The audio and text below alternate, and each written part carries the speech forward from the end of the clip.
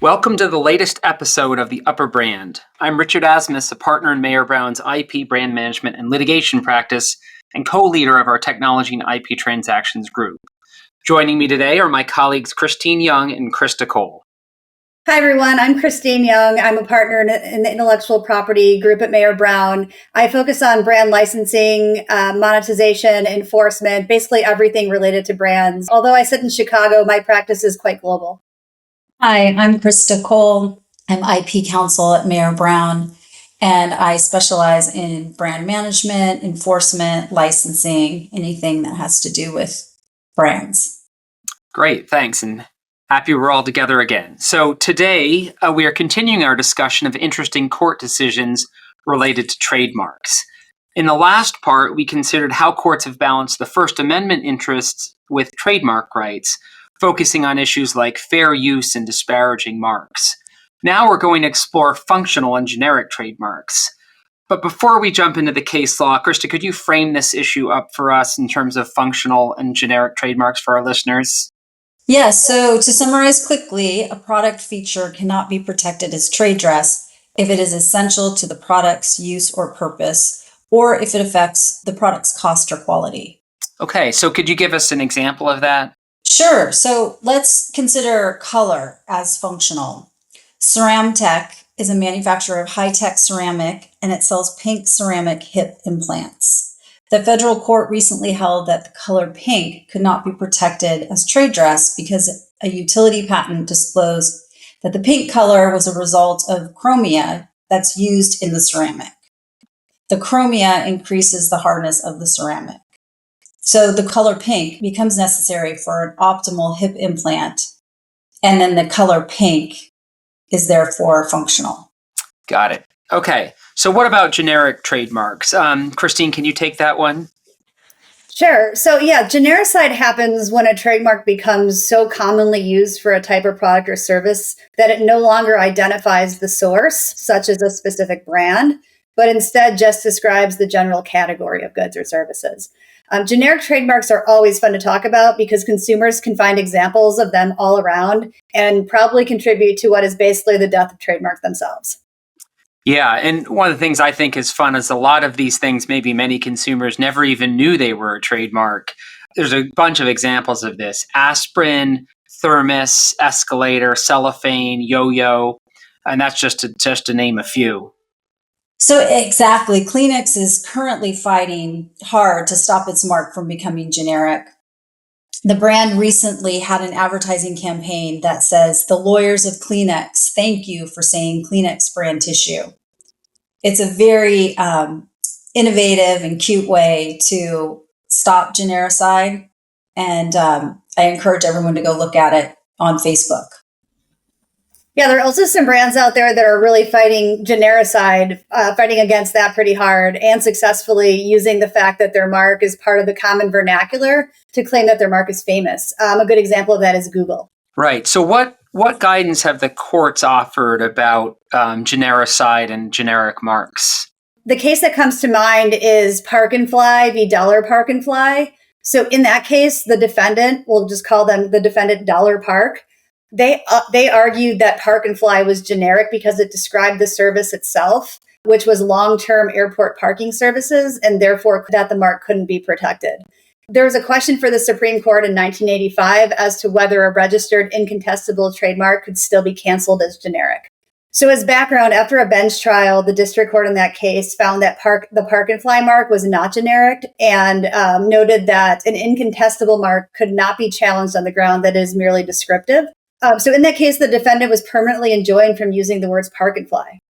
The Ninth Circuit reversed that decision and held that the district court did not err in refusing to invalidate the Park and Fly mark.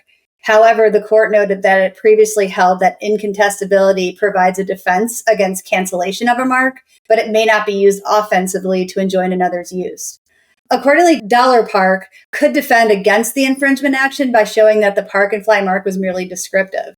The Ninth Circuit ultimately held that the mark was merely descriptive and the defendant could not be enjoined from using the name Park and Fly. Got it. So I assume that was not the end of the story. So what did the Supreme Court decide?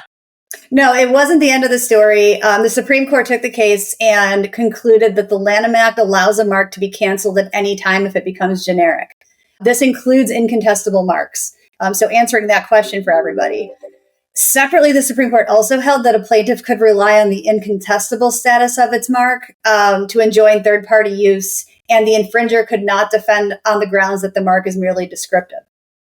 You can really attack a mark as generic at any time, but after incontestability, the descriptiveness defense is really not available. I think that decision really also emphasizes that generic marks are just entitled to no trademark protection at all. In fact, probably even wrong to use the word mark in connection with a generic mark. They're really ultimately just generic words. Generic trademarks, I think, were addressed by the Supreme Court fairly recently. Yeah, they were. And just to add to your point about generic marks just merely being words, I mean, that decision really puts the onus on the trademark owner to take actions to make sure that its mark does not become generic. And if they see it becoming generic, sort of like Christa mentioned, like we see Kleenex doing now, trying to sort of reel it back in and not allow it to become generic through public communications and other mechanisms. Getting back to your point, Rich, the case that you mentioned. So yeah, the USPTO v. Booking.com is a recent case where genericide was also addressed. So in June 2020, the Supreme Court, in an 8-1 decision, so most of our justices agreeing here, affirmed that the Fourth Circuit's opinion that the term Booking.com was not generic and was eligible for federal trademark protection. The battle between Booking.com and the USPTO, just to give a little bit of history, began back in 2011 when Booking.com filed 4 applications for the Booking.com mark. And that trademark application actually included the .com component. The examining attorney refused the applications on the basis that they were generic. And to cover all the bases, the examining attorney also refused the marks on the basis that they were merely descriptive in the alternative, and that Booking.com had not shown the mark had acquired secondary meaning. This refusal to register Booking.com was affirmed by the TTAB. From there, Booking.com appealed to the Eastern District of Virginia, and there the court held that Booking.com is not generic for hotel reservation services, and that the mark was entitled to registration on the principal register because consumers specifically associate it with Booking.com. The USPTO then appealed to the Fourth Circuit and urged that adding the generic top-level domain like .com to an otherwise generic term could never generate a non-generic mark. The Fourth Circuit then looked at the issue and, in a divided opinion, affirmed the district court's decision that the mark was registrable, relying on evidence showing consumers recognize Booking.com as a brand. The USPTO then filed a petition for cert, which was granted, and the USPTO's opening brief focused on the argument that appending a top-level domain to a generic term does not create a problematic mark. The government relied heavily on a case kind of uniquely from 1888. Wait, do you mean 1998? No, it's actually 1888. There was the case of Goodyear's India rubber glove manufacturing v. Goodyear Rubber. So in that case, dating back 1888, the Supreme Court held that the addition of an entity designation like company or Inc. to a generic term like wine, cotton, or grain did not create a protectable mark. And the USPTO argued that the same principle applied to top-level domains like .com. So pretty creative argument there, looking back to way back in history. Yeah, what's interesting to me about these types of cases is, Booking.com is really a unique internet location, and therefore, like, 2 different people can't use Booking.com because only one person can own the Booking.com domain name. In any case, did the Supreme Court go for this argument based on the 1888 case? Well, some did, but the majority unfortunately didn't. There's a quote from the case. According to the PTO, adding .com to a generic term like adding company can convey no source identifying meaning. That premise is faulty, for only one entity can occupy a particular internet domain at a time. So a generic .com term could convey to consumers an association with a particular website. Justice Breyer dissented and wrote that the Goodyear principle is sound as a matter of law and logic. And like corporate designations at issue in Goodyear, a top-level domain such as .com has no capacity to identify and distinguish the source of goods or services. What stands out to me is the Supreme Court's emphasis on consumer perception. At the very beginning of the opinion, Justice Ginsburg wrote That should resolve this case because booking.com is not a generic name to consumers. It is not generic. Courts seem to be a little skeptical of consumer surveys, and here the concurrence and the dissent certainly were skeptical. But the majority opinion shows that consumer surveys can be helpful to show perception, which really maybe makes a big difference in whether a mark might be generic. Agreed. Consumer surveys, if done right, can be very helpful to the case in favor of registration. Yeah. So what about going forward? Is the U.S. Patent and Trademark Office going to accept all these applications if they have like a top-level domain attached to them? Well, not necessarily. So going forward, trademarks applications with .com or similar are not going to automatically be considered non-generic. Instead, each application just needs to be evaluated on a case-by-case basis, and applicants are likely going to need to provide the USPTO with substantial evidence that consumers perceive the term as functioning as a trademark, just like they would have to show with respect to any other type of trademark, word marks, color marks, anything like that. We discussed sort of Kleenex, which has a plan to make sure it doesn't become generic. You mentioned that, Kristine, earlier, and Christa, you did as well. What can brand owners do to stop their marks from becoming generic if they have concerns about that? I think the most important thing is to be proactive. Genericide can sometimes be a consequence of a product or service becoming really successful in the marketplace, particularly if it's first to market. Education and proper use of the trademark is very important. Legal should work with the business to prepare a brand guide that explains proper use of the company's trademarks in advertising, on packaging, etc. And the proper uses that are in the brand guide should be things like use as an adjective and not as a noun or a verb. So for example, put a modifier after your trademark. So you have Kleenex tissues and not just Kleenex standalone. And you can use proper markings by using the TM or the circle R symbol when you use the trademark. And it's also good to use legal ownership statements. Yeah, it's also well established that brand owners need to diligently police and enforce against infringing third-party uses to prevent a crowded marketplace, and also improper uses.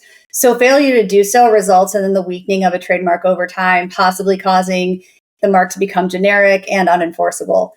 Trademark owners should also monitor the USPTO and trademark offices and in any other relevant jurisdiction and oppose applications that could dilute the brand. And we all know that in-house legal departments are often perceived as cost centers, but once a company's brand identity is lost and there is market saturation, market share is at risk. It is incredibly difficult, if not impossible, to claw back the rights in a trademark once it becomes generic. Right. So the key takeaway for our listeners is definitely do not let your trademark become generic. Exactly. Don't let it happen. And in terms of legal being a cost center instead of a profit center, I like to think of legal as also being defenders of value, defenders of brand value, and not allowing trademarks to go into public space. Right. All right. So let's turn to important decisions regarding functionality. Yeah, so we discussed the importance of trademarks being non-functional in our non-traditional trademarks episode, which was episode 1. So to quickly summarize, in 1982, the Supreme Court in Inwood Labs v. Ives Labs defined a feature as functional if it's essential to the use or purpose of the article or if it affects the cost or quality of the article. So while functional elements cannot be protected by trademarks, the distinctive packaging, design, or configuration of a product can be. This is referred to as trade dress protection, and trade dress is defined as a product's total image and overall appearance. Exactly, Kristine. You and I have had a lot of experience with trade dress protection and enforcement. This is one area I've spent a ton of time during my in-house career, identifying, protecting, and enforcing distinctive trade dress. And it can be a really fun challenge for an IP lawyer. So here's some examples of where trade dress protection can apply. It can apply to product shapes. Example of that is the Nespresso Original Line coffee capsule. It can apply to product packaging, which covers the design and visual appearance of a product. So the distinctive yellow and red packaging for McDonald's Happy Meals is an example. It can cover store design and decor, Apple has trade dress protection on its store designs, which is characterized by glass storefronts, minimalist decor, and wooden display tables. And then you have the arrangement or configuration of non-functional product features or parts. So this would be the specific configuration and appearance of Lego minifigure parts, for example. You can have specific color or combinations of color or surface texture associated with a product or service. So think Owens Corning Pink Panther insulation. You can have distinctive sounds that is not a function of the product's operation. So that would be an example at NBC chimes. Distinctive smells associated with the product. An example is Hasbro's Play-Doh. Overall advertising design. So think Apple's iPod TV commercials, and the overall layout and design of a website. So Pinterest has protection over its user interface. It's incredibly helpful to have trade dress registered. And if you do, the alleged infringer will then bear the burden of demonstrating that the design is functional. However, if the trade dress is unregistered, the burden of proving non-functionality lies with the trade dress owner. So for trade dress, registration has a very important benefit that can save time and money in litigation. Great. Thanks, Krista. So let's take a look at another example. Kristine, can you tell us about the Trademarks decision? Sure. You're referring to the Trademarks v. Marketing Displays decision. So in that case, Marketing Displays held utility patents for a dual spring design mechanism that keeps temporary road and other outdoor signs upright in the wind. After the patents expired, Traffic Designs began marketing sign stands with dual spring mechanism copied from Marketing Displays design. So Marketing Displays brought suit under the Trademark Act of 1964 for, among other things, trade dress infringements. So Marketing Displays, in their complaint, claimed that its sign stands were recognizable to buyers and users because the patented design was visible. So the question for the Supreme Court is whether Marketing Displays' trade dress infringement claim was precluded because its dual spring design was a functional feature for which there was no available trade dress protection. Yeah. So it sounds a little functional to me, springs and the like, but what did the Supreme Court decide? In 2001, there was a unanimous opinion by the Supreme Court delivered by Justice Kennedy. And there the court held that because Marketing Displays' dual spring design is a functional feature for which there is no trade dress protection, Marketing Displays' claim was barred. Justice Kennedy wrote that a utility patent is strong evidence that the features claimed in the patent are functional. And they focused on the dual spring design, and Justice Kennedy, with a focus on that design, continued that where the expired patents claimed were features in question, the Marketing Displays, who seeks to establish trade dress protection, carries a heavy burden of showing that the feature is not functional. And he said, for instance, by showing that it's merely an ornamental, incidental, or arbitrary aspect of the device. Okay, so how did this decision influence later courts that have addressed trade dress protection? So interestingly, the Supreme Court downplayed the significance of evidence showing alternative non-functional designs since the existence of the expired utility patent was more prohibitive. So pre-Traffics courts generally found that evidence that a product feature could be designed in different ways supported the argument that each of those designs are non-functional. Since Traffics, lower courts have been split on how much emphasis to put on the availability of alternative designs. And what does this mean for trade dress litigants? So what it means for trademark litigants is that in circuits where alternative designs are considered less probative, such as the Fifth and Sixth Circuits, pointing out that other designs work well or are not more costly to manufacture may be helpful to show that the trade dress feature does not affect the cost or quality of a product. In forums where alternative design is an important inquiry, such as the Fourth Circuit, a party trying to overcome alternative design evidence can minimize the evidence by framing the alternatives as other functional designs. Okay, so great discussion today. Overall, the Supreme Court has established some helpful clear-cut rules here. Generic terms can never be trademarked, no matter how famous they become. If it's a common name for a product or service, it belongs to everyone. And functional features, even if they're iconic, are off limits for trademark protection. If a design gives a product a practical advantage, it stays in the public domain. If you have any questions or ideas for future episodes on trademarks, licensing, or branding success, please email us. And thanks for joining us on The Upper Brand. See you next time.